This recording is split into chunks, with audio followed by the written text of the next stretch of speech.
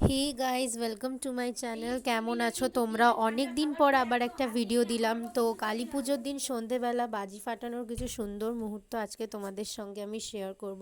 প্রথমেই একটু লাইটিংগুলো ভালো করে দেখিয়ে দিলাম। দেখো কত সুন্দর আলো দিয়ে সাজানো হয়েছে পুরো এলাকাটাকে। আমাদের বাড়িতেও কিন্তু আমার কাকা নিজের দায়িত্ব নিয়ে সুন্দর করে চারিদিকটা সাজিয়েছে।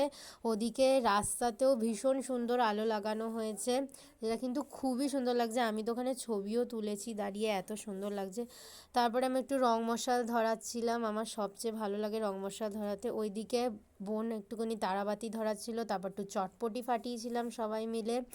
চটপটিটা আমার একদমই ভালো লাগে না বিচ্ছিরি আওয়াজের কারণে। তারপরে চরকা, এটা আমার ফেভারিট, আর চরকাটা এবারে খুব সুন্দর ঘুরেছিল।